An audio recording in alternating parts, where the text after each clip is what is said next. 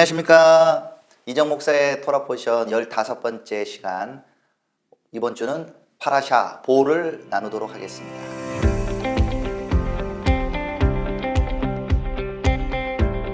보, 가라. 보통은 오라 할 때 쓰는 말인데요. 간다, 온다 이렇게 움직일 때 보라는 단어를 쓰고 있습니다.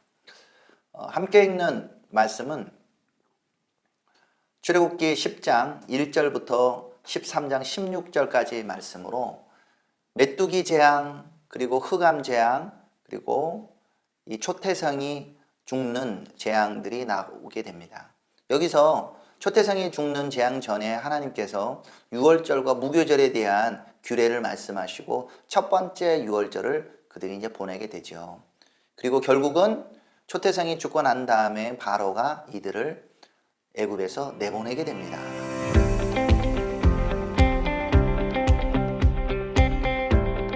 보, 출애굽기 10장 1절. 여호와께서 모세에게 이르시되 바로에게로 들어가라. 내가 그의 마음과 그의 신하들의 마음을 완강하게 함은 나의 표징을 그들 중에 보이기 위함이며. 이번 주에 이 보의 말씀은 모세에게 하나님께서 바로에게 들어가라고 말하고 있습니다. 가서 내 백성을 가라. 내 백성을 가게 하라고 명령하라고 말합니다. 사실 모세가 바로에게 간다는 건 굉장한 용기가 사실 필요합니다. 바로에 가서 나아가는데, 근데 저희가 그 지난 7가지 재앙에서 보면서 하나님께서 얼마나 모세를 뛰어나게 만드시는지, 두렵게 만드시는지 저희가 보게 됩니다. 모세라는 인간적인 모습은 약하지만 하나님께서 그에게 힘을 더하여 주시고 입에 권위를 주실 때는 그는 하나님의 사람이 되었기 때문에 나아갈 수가 있게 되었습니다. 바로에게 가라, 보! 하고 명령하시는 겁니다. 지난주 파라샤에서 바에라, 하나님께서 나타나시는 것이 재앙으로도 나타날 수 있다고 나누었는데, 이 재앙을 통하여 하나님의 표징이 더 극명하게 드러납니다. 이번 주 파라샤에 나오는 말씀처럼 출애굽기 10장 2절에 내게 내가 애굽에서 행한 일들 곧 내가 그들 가운데 행한 표징을 내 아들과 내 자손의 귀에 전하기 위함이라. 너희는 내가 여호와인 줄 알리라. 하나님이 마지막 3가지 재앙을 통해서 더 극명하게 자신을 드러내시는 겁니다. 그래서 애굽 사람들도 야, 이스라엘 하나님 정말 전능하신 하나님이구나 라고 깨닫게 할 뿐만 아니라 이스라엘 백성들도 그것을 알게 하고, 그래서 모세와 그 자손들에게도 전하도록 말씀하시는 거죠. 마지막 처음 난 자, 동물이든 사람이든 초태생이 죽음을 경험하면서 이것이 유월절로 연결됩니다. 이 유월절의 의미가 결국은 어떻게 우리 신약으로 이어지는지 굉장히 중요한 포인트입니다. 결국은 하나님의 능력이 나타남으로 말미암아 이스라엘 백성은 애굽 땅을 약속대로 아브람과 이삭과 야곱에게 하신 말씀 그대로, 모세에게 하신 말씀 그대로 그들은 애굽 땅을 떠나게 됩니다. 8번째 재앙, 메뚜기입니다. 하나님이 바로에게 가서 또 경고를 하도록 하십니다. 10장 4절에 내가 만일 내 백성 보내기를 거절하면 내일 내가 메뚜기를 내 경내에 들어가게 하리니 메뚜기가 지면을 덮어서 사람이 땅을 볼 수 없을 것이라. 메뚜기가 내게 남은 그것 곧 우박을 면하고 남은 것을 먹으며 너희를 위하여 들에서 자라나는 모든 나무를 먹을 것이며. 경고를 계속 줍니다. 돌이키라고, 하나님을 인정하라고, 내 백성을 보내라고. 그런데 이것을 보면서 지금 애굽의 사람들이 나눠지고 있습니다. 7절에 보면 바로의 신하들이 그에게 말하되 어느 때까지 이 사람이 우리의 함정이 되리이까. 그 사람들을 보내어 그들의 하나님 여호와를 섬기게 하소서. 왕은 아직도 애굽이 망한 줄을 알지 못하시나이까 하고. 애굽에 있는 신하들이 드디어 깨닫게 된 거예요. 아, 이스라엘의 하나님을 대적해가지고는 애굽이 망하는구나. 그들을 보내야 된다고 바로를 설득합니다. 하지만 여전히 바로는 듣지 않습니다. 이제 또 다른 타협을 내놓습니다. 10절에 바로가 그들에게 이르되 내가 너희와 너희의 어린 아이들을 보내면 여호와가 너희와 함께 함과 같으니라. 보라, 그것이 너희에게는 나쁜 것이니라. 그렇게 하지 말고 너희 장정만 가서 여호와를 섬기라. 이것이 너희가 구하는 바니라.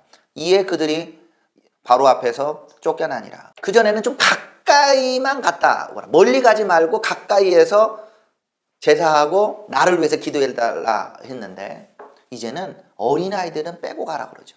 장정만 가라. 원수는 우리를 이렇게 자꾸 타협하도록 합니다.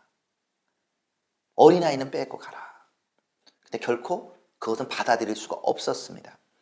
메뚜기가 애굽을 전체를 덮어서 우박으로 남은 식물들까지 싹 먹어버리니까 바로가 거짓 용서를 또 구합니다.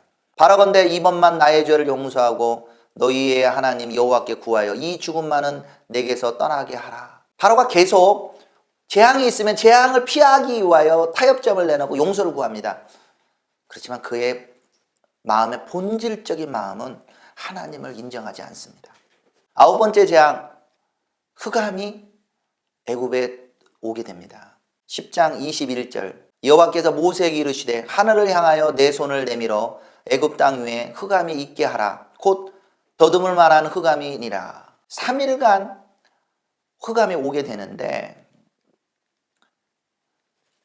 고센 땅에 있는 이스라엘 백성들에게는 빛이 있었다는 거예요.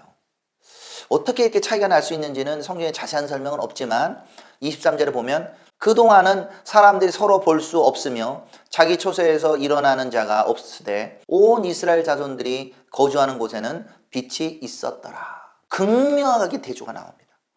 이스라엘이 거주하는 고센 땅에는 빛이 있고 다른 지역은 3일 동안 빛이 없습니다.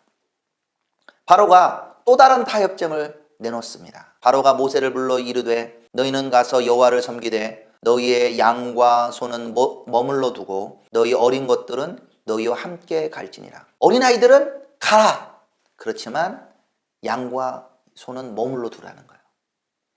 그러니까 어떻게 해서든지 바로는 가더라도 돌아올 수 있도록 그들에게 올무를 자꾸 만들게 되는 것을 봅니다. 결국은 마지막 재앙까지 왔습니다. 그것은 처음 난 것은 전부 다 죽음을 당한다는 재앙입니다. 사람도 그렇고 가축도 마찬가지입니다. 출애굽기 11장 4절에 모세가 바로에게 이르되 여호와께서 이와 같이 말씀하시기를 밤중에 내가 애굽 가운데로 들어가니니 애굽 땅에 있는 모든 처음 난 것은 왕위에 앉아있는 바로의 장자로부터 맷돌 뒤에 있는 몸종의 장자와 모든 가축의 처음 난 것까지 죽이리니 애굽 온 땅에 전무후무한 큰 부르짖음이 있으리라. 그러나 이스라엘 자손에게는 사람에게나 짐승에게나 개 한 마리도 그 혀를 움직이지 아니하리니 여호와께서 애굽 사람과 이스라엘 사이에 구별하는 줄을 너희가 알리라 하셨나니. 이제는 생명까지 구별이 되는 것을 볼 수가 있습니다. 이렇게 경고를 했지만 바로는 보내지 않는다는 거죠. 10절에 모세와 아론이 이 모든 기적을 바로 앞에서 행하였으나 여호와께서 바로의 마음을 완악하게 하셨으므로 그가 이스라엘 자손을 그 나라에서 보내지 아니하였더라. 마지막으로 경고하는 거예요. 바로 당신의 장자부터 죽습니다. 근데 이 말을 듣고도 바로는 가라고. 너희들 보기 싫다고.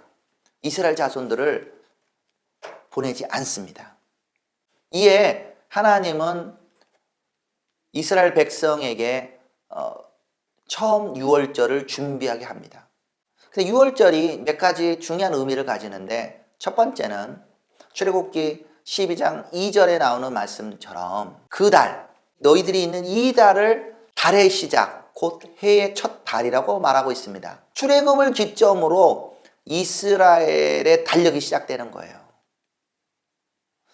그런데 이스라엘은 7월 1일 이날 우리 흔히들 말하는 노시하샤나 그때가 첫날 아닌가요? 라고 생각할 수 있는데요. 그건 민간력이고 하나님의 입장에서는 출애굽하는 그때가 바로 달력의 시작입니다. 그래서 성경에는 노시하샤나라고 부르지 않고 나팔을 불어서 기념할 날이라고 얘기했지. 노시는 머리고 하샤나 한 해의 머리. 분명 성경이 틀린 얘기죠. 그러니까 유대인들이 얘기한다고 해서 다 맞는 게 아니에요. 성경 분명히 한 해의 머리는 바로 아비벌 그 달이라고 말하고 있습니다. 6월절에 있는 그 달이 새해의 첫 달이 되게 되는 겁니다. 출애굽 구원의 역사와 함께 새해가 시작되는 거고 이것은 우리에게도 적용할 수 있죠. 우리가 과거에 어떻게 살았느냐를 떠나서 바로 하나님께서 구원해 주시고 레카레카 바로 부르심을 받아 나아갈 때 그때 우리의 달력이 시작되는 거죠. 두 번째로 6월절을 준비하기 위하여 하나님은 어린 양을 준비하도록 했습니다. 너희가 있는 정월 우리 이제 10일 날에 어린 양을 준비하라고 합니다. 그리고 잘 간죽했다가 14일 날 이 어린 양을 잡도록 했습니다. 출애굽기 12장 5절의 말씀에 보면 너희 어린 양은 흠없고 1년 된 수컷으로 하되 양이나 염소 중에서 취하고 이달 열 나흘 날까지 간직하였다가 해질 때 이스라엘 회중이 그 양을 잡고 그 피를 양을 먹을 집 좌우 문설주와 임방에 바르고 그 피를 집에 문설주와 임방에 바르라고 지금 말하고 있습니다. 그 피를 집에 바르는 거예요. 그 의미는 계속 더 설명도록 하겠습니다. 또한 이들에게 무교병과 쓴 나물을 먹으라고 명령하십니다. 그 밤에 그 고기를 불에 구워 무교병과 쓴 나물과 아울러 먹되 날 것으로나 물에 삶아서 먹지 말고 머리와 다리와 내장을 다 불에 구워 먹고 아침까지 남겨두지 말며 아침까지 남은 것은 곧 불사르라. 너희는 그것을 이렇게 먹을지니 허리에 띠를 띠고 발에 신을 신고 손에 지팡이를 잡고 급히 먹으라. 이것이 여호와의 유월절이니라. 어린 양을 잡아서 피를 바르고 그리고 무교병을 먹고 쓴나물을 먹으면서 그들이 급히 떠날 준비를 하면서 먹게 됩니다. 이것이 유월절이에요. 그럼 먼저 이 피에 대해서 한번 생각해 보겠습니다. 유월절, 히브리어는 베삭이라고 얘기하는데요. 피가 있는 그 집을 넘어간다라는 말에서 유월이라고 나왔습니다. 근데 우리가 여기서 기억해야 될 것은 애굽 땅에 누가 내려왔냐는 겁니다. 애굽 땅에 장자를 치신 분은 누구신가? 우리가 헐리우드 영화에 보면은 죽음의 천사가 내려와서 확 하고 나오는데 아니에요. 성경은 분명히 뭐라고 나와요? 여호와께서 친히 애굽 땅에 임하신다고 말씀하고 있습니다. 주님이 임하셨는데 주님을 어떻게 죽음의 사자라고 대비시킵니까? 아니지요. 이거 엄청난 왜곡이에요. 주님이 친히 바해라 임하시는 거예요.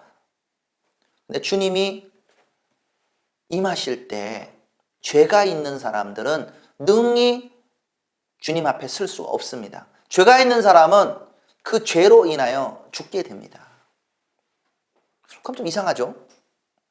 죄가 있는 사람, 사실 모든 사람이 죄인이기 때문에 주님이 친히 애굽 땅에 임하시면 초태생만 죽는 것이 아니라 사실은 모든 죄 있는 사람들은 다 죽게 됩니다. 그래도 주님이 은혜를 베푸셔서 초태생만 손을 대시는 거예요.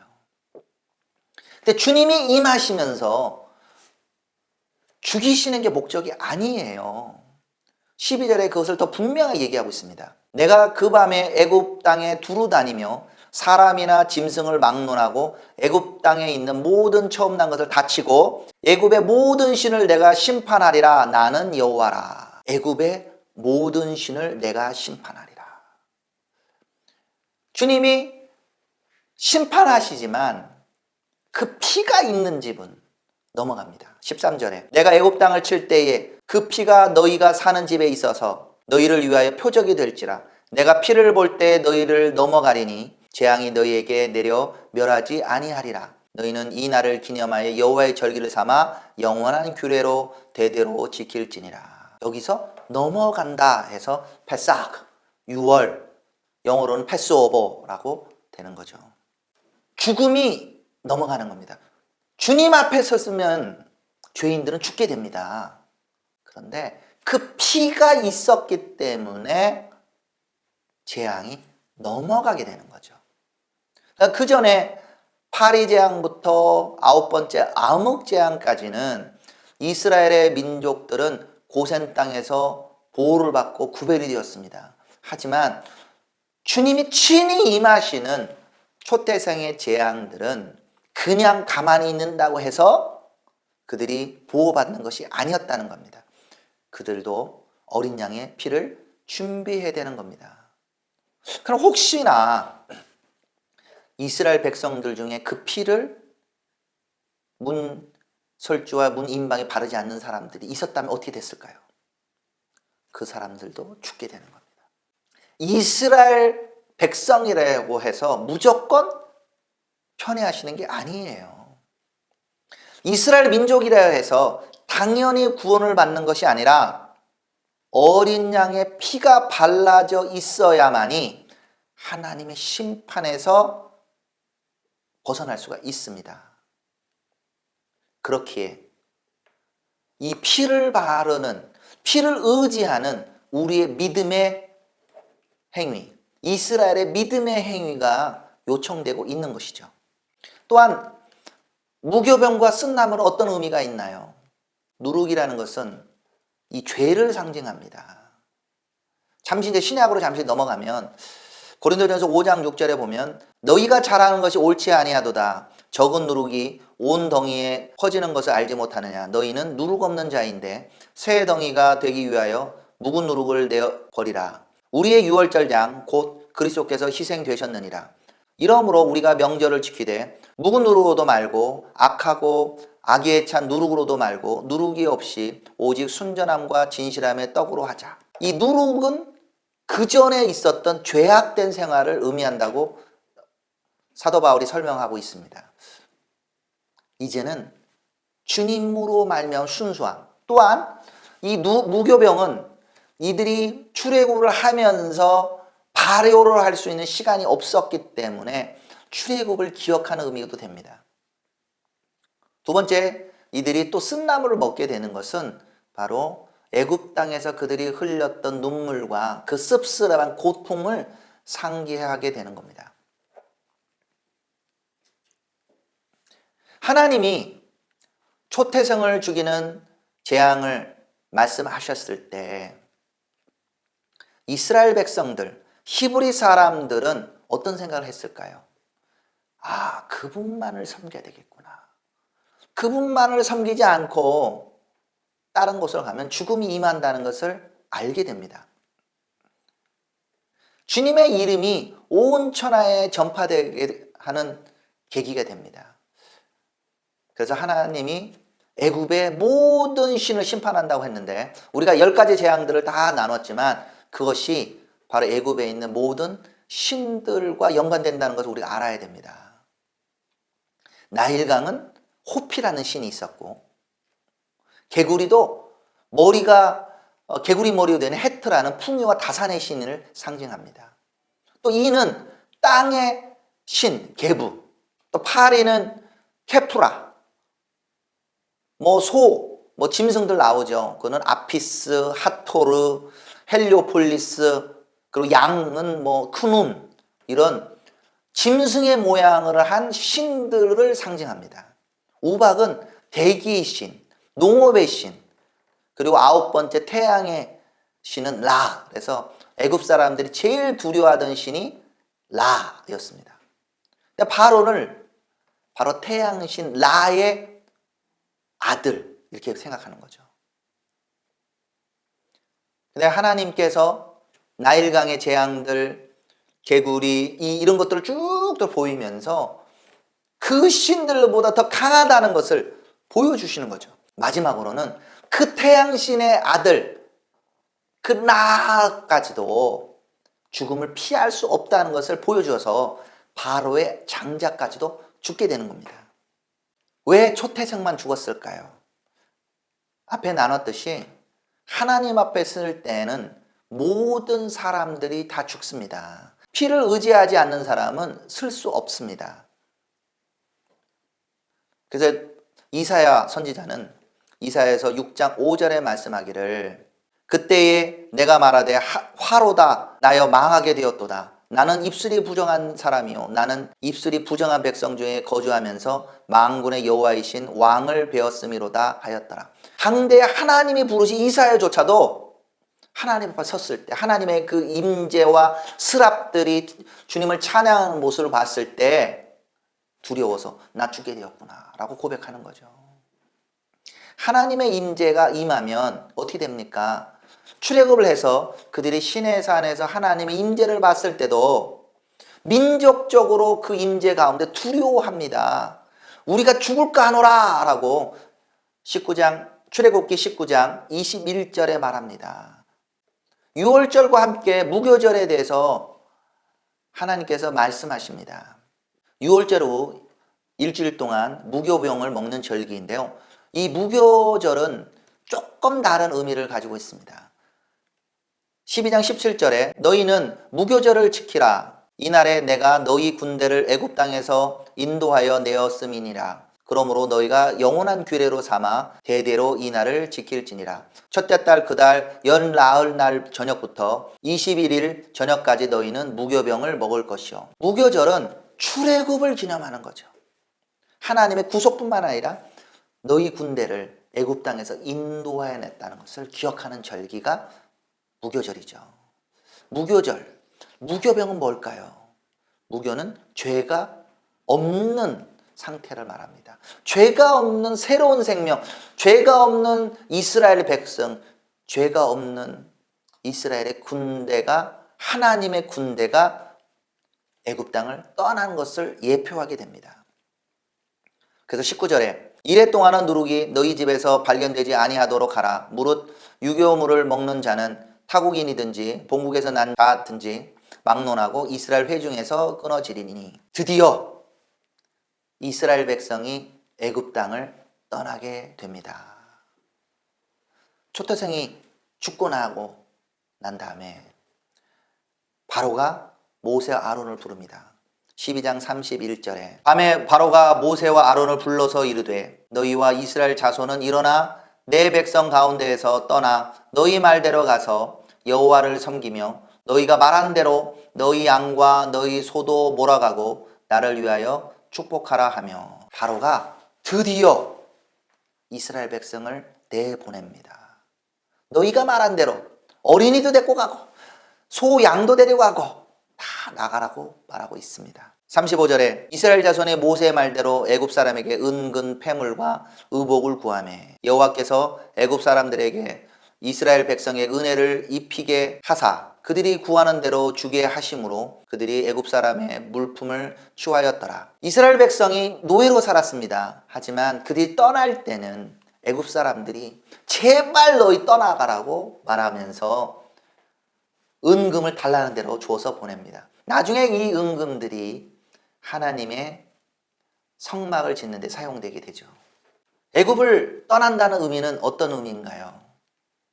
37절부터 우리 41절까지 볼 때 이스라엘 자손이 라암셋을 떠나 숫곳에 이르니 유아 외에 보행하는 장정이 60만 가량이요. 유아뿐만 아니라 모든 사람들이 다 떠났습니다. 타협하지 않았습니다. 바로는 타협으로 그들을 속이고자 했지만 결국은 유아를 비롯하여 모든 장정들 60만 명이 떠나게 됩니다. 또한 이스라엘 백성만 떠났을까요? 아닙니다. 38절에 수많은 잡족과 양과 소와 심이 많은 가축이 그들과 함께하였으며 수많은 잡족, 이 애굽 땅에 거하던 사람, 애굽 사람일 수도 있고 애굽에 있던 다른 사람들 수도 있습니다. 그 10가지 재앙을 보면서 와, 히브리 사람들이 하나님이 진짜 하나님이구나 라고 고백하던 사람들, 그런 사람들, 수많은 잡족들이 함께 떠납니다. 하나님은 이 재앙을 통해 자신을 드러내셨고 그걸 인정하는 사람들이 다 함께 떠나게 되었습니다. 39절 그들이 애굽으로부터 가지고 나온 발교되지 못한 반죽으로 무교병을 구웠으니 이는 그들이 애굽에서 쫓겨남으로 지체할 수 없었음이며 아무 양식도 준비하지 못하였음이었더라. 급하게 나오게 됩니다. 준비하는 과정이 있지 않아요. 그 재앙을 통하여 준비를 해야 되는 거고 막상 재앙이 딱 끝나고 되면 끝나자마자 바로 새벽에 떠나야 되는 거죠. 40절 이스라엘 자손이 애굽에 거한 지 430년이라 70명에서 장정만 60만 명으로 그들은 번성했습니다. 애굽 땅에 430년을 거하면 그냥 애굽 사람이 다 될 것 같지만 그들은 하나님이 약속하신 그 땅, 좀 늦어지는 것 같지만 아브라함과 이삭과 야곱에게 말씀하신 그곳으로 떠나가는 것입니다. 430년이 끝나는 그날에 여호와의 군대가 다 애굽 땅에서 나왔은즉 이 밤은 그들을 애굽 땅에서 인도하여 내심으로 말미암아 여호와 앞에 지킬 것이니 이는 여호와의 밤이라 이스라엘 자손이 다 대대로 지킬 것이니라. 하나님이 부르는 백성일 뿐만 아니라 하나님의 군대로서 부르신 거죠. 드디어 그들은 애굽 땅을 약속대로 모세에게 약속하신 대로 떠나게 됩니다. 떠나고 난 다음에 하나님께서 또 다른 규례를 제정하게 됩니다. 초태생에 대한 규례인데요. 애굽에 있는 주님을 두려워하지 않았던 사람들의 짐승들의 처음 난 새끼들이 다 죽었지만 하나님은 그것을 기억하고 이스라엘 백성 너희들도 장자 그리고 처음 난 새끼는 다 하나님이 거라고 말하고 있습니다. 13장 12절에 너는 태에서 처음 난 모든 것과 내게 있는 가축의 태에서 처음 난 것을 다 구별하여 여호와께 돌리라. 숫것은 여호와의 것이니라. 나귀의 첫 새끼는 다 어린 양으로 대속할 것이요 그렇게 하지 아니하려면 그 목을 꺾을 것이며 내 아들 중 처음 난 모든 자는 대속할지니라. 그들은 죽지 않았습니다. 그렇지만 그건 기억해야 되는 거죠. 아, 내가 살아나는 것은 하나님의 은혜였어. 이것이 하나님의 은혜야. 그럼 어떻게 돼요? 내 목숨은 내 것이 아니에요. 나를 살려주신 하나님의 것이로다. 이와처럼 주님께서 처음 난 장자들의 목숨들을 요청하고 계시는 겁니다. 그래서 15절에 그때의 바로가 완악하여 우리를 보내지 아니하매 여호와께서 애굽 나라 가운데 처음 난 모든 것은 사람의 장자로부터 가축의 처음 난 것까지 다 죽이셨으므로 태에서 처음 난 모든 수컷들은 내가 여호와께 제사를 드려서 내 아들 중에 모든 처음 난 자를 다 대속하리니 이것이 내 손의 기호와 내 미간의 표가 되리라. 이는 여호와께서 그 손의 권능으로 우리를 애굽에서 인도하여 내셨음이니라 할지니라. 하나님이 왜 이렇게 했을까요? 그것은 너희가 잘나서 애굽을 나온 것이 아니다는 것을 기억하게 하시는 거죠. 너희들 중에 장남이 있느냐? 너희들은 원래 죽어야 되지만 하나님이 너희를 살려줬다. 그것을 내 손에 기호와 미간에 붙여라. 그래서 현대 유대인들은 그것을 테필린이라고 얘기하죠. 그것을 감아서 하나님이 나를 부르셨고 구원하셨다는 것을 기억하고자 합니다.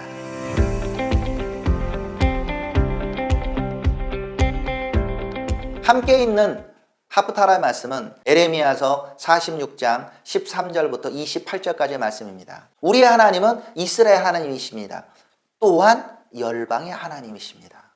하나님이 애굽 땅을 치셨던 것처럼 그 이후에 애굽이 하나님을 경외하지 않고 두려워하지 않을 때 하나님은 느부갓네살 왕을 들어서 애굽을 치게 됩니다. 에레미야서 46장 13절 바벨론의 느부갓네살 왕이 와서 애굽 땅을 칠 일에 대하여 선지자 에레미야에게 이르신 여호와의 말씀이라. 17절에 그들이 그곳에서 부르짖기를 애굽의 바로 왕이 망하였도다. 그가 기회를 놓쳤도다. 애굽이 강대한 나라였습니다.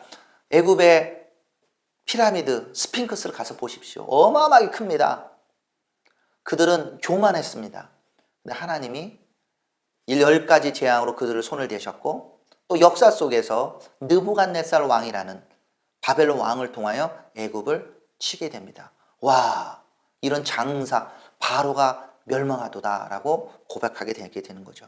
이런 와중에 하나님이 이스라엘 백성도 함께 징계하십니다. 하지만 그 징계가 멸망을 의미하지는 않습니다. 바로 이스라엘을 회복하시겠다고 약속하십니다. 46장 27절 28절 내 종 야곱아 두려워하지 말라. 이스라엘아 놀라지 말라. 보라 내가 너를 먼 곳에서 구원하며 내 자손을 포로된 땅에서 구원하리니 야곱이 돌아와서 평안하며 걱정 없이 살게 될 것이라. 그를 두렵게 할 자 없으리라. 여호와의 말씀이니라. 내 종 야곱아 내가 너와 함께 있나니 두려워하지 말라. 내가 너를 흩었던 그 나라들은 다 멸할지라도 너는 사라지지 아니하리라. 내가 너를 법도대로 징계할 것이요 결코 무죄한 자로 여기지 아니하리라 하시니라. 분명히 법대로 징계하겠다고 말씀하십니다. 죄를 없이 한다는 것이 아니에요. 그렇지만 징계가 멸망을 의미하지는 않습니다. 하나님이 이스라엘 백성을 반드시 회복하신다. 두려워하지 말라고 말씀하시는 거죠. 느부갓네살이 와서 실제로 예루살렘과 유다는 망했습니다. 그렇지만 하나님이 반드시 그 땅을 회복하시겠다고 약속하시는 거죠. 함께 있는 신약의 말씀은 누가복음 22장 7절부터 30절, 고린도전서 11장 20절부터 34절 말씀입니다. 주님께서 십자가를 지시기 전에 제자들과 함께 만찬을 하십니다. 7절 유월절 양을 잡을 무교절 날이 이른지라. 예수께서 베드로와 요한을 보내시며 이르시되 가서 우리를 위하여 유월절을 준비하여 우리로 먹게 하라. 주님께서 만찬을 하신 것은 그냥 마지막으로 하는 일반적인 식사가 아니었습니다. 분명히 성경에는 유월절 만찬이라고 말하고 있습니다. 그 유월절 만찬 중에 주님께서는 19절에 또 떡을 가져 감사 기도하시고 떼어 그들에게 주시며 이르시되 이것은 너희를 위하여 주는 내 몸이라. 너희가 이것을 행하여 나를 기념하라 하시고 저녁 먹은 후에 잔도 그와 같이 하여 이르시되 이 잔은 내 피로 세우는 새 언약이니 너희를 위하여 붓는 것이라. 주님이 바로 그 유월절의 어린 양이라는 것을 유월절 만찬을 통하여 보여주시는 거예요. 그리고 자신은 주신다고 말씀하고 있습니다. 유월절의 어린 양이라는 표현은 신약에 많이 나옵니다. 요한복음 1장 29절에는 이튿날 요한이 예수께서 자기에게 나오심을 보고 이르시되 보라 세상 죄를 지고 가는 하나님의 어린 양이로다. 고린도전서 5장 7절에는 너희는 누룩 없는 자인데 새 덩이가 되기 위하여 묵은 누룩을 내버리라. 우리의 유월절 양 곧 그리스도께서 희생되셨느니라. 베드로전서 1장 19절에도 오직 흠없고 점없는 어린 양 같은 그리스도의 보배로운 피로 된 것이니라.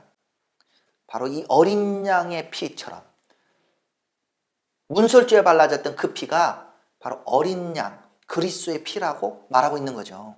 예수와의 피를 통하여 구원을 받습니다.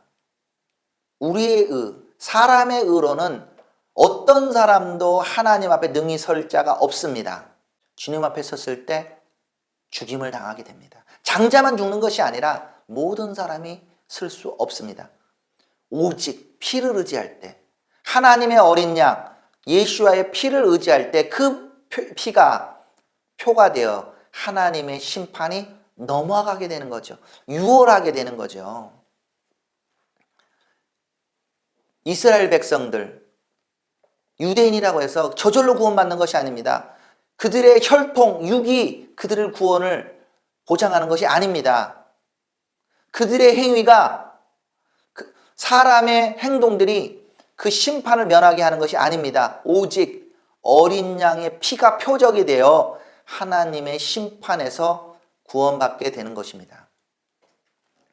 고린도전서 11장 23절에 보면 내가 너희에게 전하는 것은 주께 받은 것이니 곧 주 예수께서 잡히시던 밤에 떡을 가시사 축사하시고 떼어 이르시되 이것은 너희를 위하는 내 몸이니 이것을 행하여 나를 기념하라 하시고 식후에 또한 그와 같이 잔을 가지시고 이르시되 이 잔은 내 피로 세운 새 언약이니 이것을 행하여 마실 때마다 나를 기념하라 하셨으니 너희가 이 떡을 먹으며 이 잔을 마실 때마다 주의 죽으심을 그가 오실 때까지 전하는 것이니라. 그러므로 누구든지 주의 떡이나 잔을 합당하지 않게 먹고 마시는 자는 주의 몸과 피에 대하여 죄를 짓는 것이니라. 우리가 성만찬합니다. 뭐 매주 하는 교회도 있고 한 달에 한 번 하는 교회도 있고 각 교회마다 사정은 틀리지만 우리가 성만찬을 하는 이유는 바로 예수님이 바로 6월절에 어린 양으로 죽으셨다는 것을 기억하고 그분의 언약의 피, 언약의 살을 먹는 행위죠. 6월절 어린 양을 기념하는 그것이 너무 소중하기 때문에 합당치 않게 먹는 자는 주님 앞에 죄를 짓는다고 말하는 것입니다. 마지막으로 이 10가지 재앙에 대하여 우리가 생각해 볼 때 이 10가지 재앙은 마지막 때에 올 대환란과 연결되어 있다는 것을 우리가 알아야 됩니다. 믿는 유대인 데니얼 저스터 박사님은 그의 책 6월절 계시록을 여는 열쇠에서 6월절 출애굽에 있었던 재앙과 마지막 때의 재앙을 연결시킨 것을 보게 됩니다. 재앙이 왜 있습니까? 저희가 2주 동안 계속 나누지만 재앙의 목적은 멸하는 것이 목적이 아닙니다. 재앙은 먼저는 하나님의 사람들이 깨어서 준비하라고 말하고 있습니다. 애굽 땅이 너희가 거할 땅이 아니다. 너희들은 애굽 땅에서 떠나 약속의 땅으로 가라고 말하는 거죠. 준비하라는 사인입니다. 깨어나라고 하는 사인입니다. 또한 주님을 알지 못했던 사람들은 바로 이스라엘 하나님, 그분이 진짜 참 하나님이라는 것을 깨달으라고. 오직 그분의 심판을 면하는 방법은 예수와의 피밖에 없다는 것을 알고 회개하고 돌이키라는 것을 말하고 있습니다. 그래서 10가지 재앙들은 애굽과 그 고센 땅에 국한적으로 열리는 거였지만 마지막 때 재앙은 전 지구적으로 똑같이 우리에게 묻습니다. 깨어나라, 준비하라. 또한 회개하고 그분을 경외하라. 그분을 높이라고 말하고 있습니다. 주님께 돌이키라 하는 것이 이 재앙의 목적이라는 걸 알아야 됩니다. 보, 제목이 가라가 아니고 보입니다.